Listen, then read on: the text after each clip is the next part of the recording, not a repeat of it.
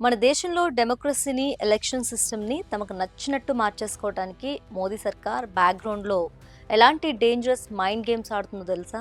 ఒక పక్క పార్లమెంట్‌లో డీలిమిటేషన్ బిల్లులు వీగిపోతున్నా, ఇంకో పక్క బ్యాక్ డోర్‌లో సీట్లను ఎలా మార్చాలి, ఏ ఊరిని ఎటు తిప్పాలనే ఓ మైండ్ గేమ్‌ని, ఒక ఫౌండేషన్ ప్లాన్‌ను ముందే రెడీ చేస్తుంది. రీసెంట్‌గా ప్రధాని ఆర్థిక సలహా మండలి మెంబర్ డాక్టర్ షమికా రవి రిలీజ్ చేసిన ఒక వర్కింగ్ పేపర్ చూస్తే మోదీ సర్కార్ అసలు కుట్రలు బయటపడి పొలిటికల్ వర్గాల్లో మైండ్ బ్లాక్ అయిపోతుంది.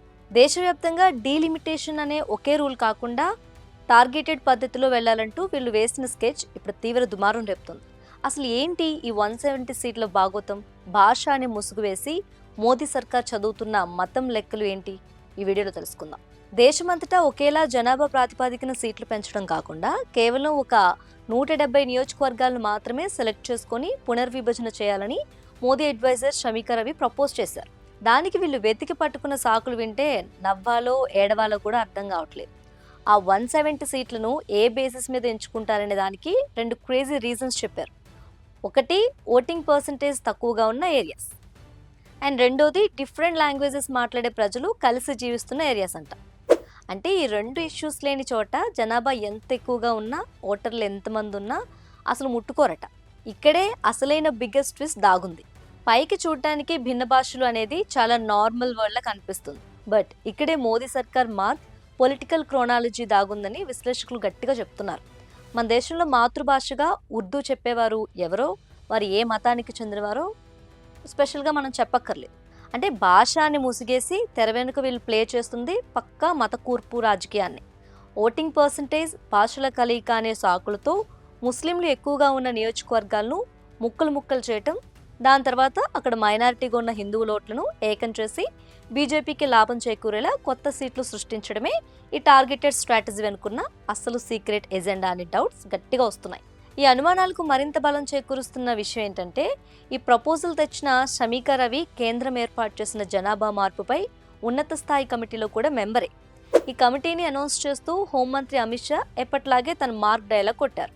చొరబాట్లు, అసహజ జనాభా మార్పులు దేశ భవిష్యత్తుకు పెద్ద సవాలంటూ మళ్లీ ప్రజల్లో భయాలు రగిల్చే ప్రయత్నం చేశారు. ఒకవైపు ఓటింగ్ పర్సంటేజ్, మహిళా ప్రాతినిధ్యం అంటూ సాఫ్ట్ లాంగ్వేజ్ వాడుతూనే మరోవైపు జనాభా, మత కోణంలో తెర వెనుక మోదీ సర్కార్ కుట్రలు సమాంతరంగా సాగుతూనే ఉన్నాయి. నిజానికి లోక్సభ సీట్లను అడ్డగోలుగా 850కి పెంచేసి రూల్స్ ప్రకారం నడుచుకుంటూ దేశాన్ని డెవలప్ చేసిన దక్షిణాది రాష్ట్రాల సీట్లను తగ్గించి ఉత్తరాదికి సీట్లు పెంచాలన్న మోదీ ప్రభుత్వ ప్రయత్నాలకు మొన్ననే గట్టి బ్రేక్ పడింది.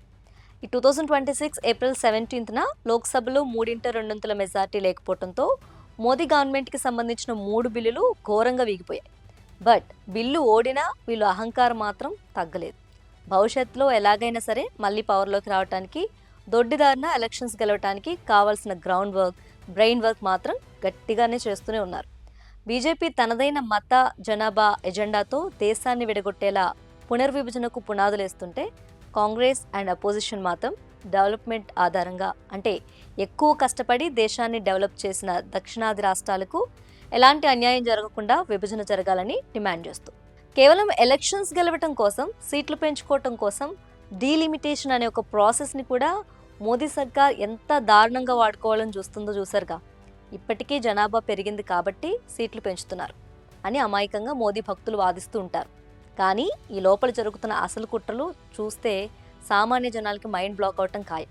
మరి మోదీ సర్కార్ తీసుకొస్తున్న ఈ టార్గెటెడ్ డీలిమిటేషన్ కుట్రలపై మీ ఒపీనియన్ ఏంటి? దక్షిణాది రాష్ట్రాలకి జరగబోయే అన్యాయంపై మీరేమనుకుంటున్నారు? కింద కామెంట్ సెక్షన్లో ఖచ్చితంగా మీ వాయిస్ని రైజ్ చేయండి.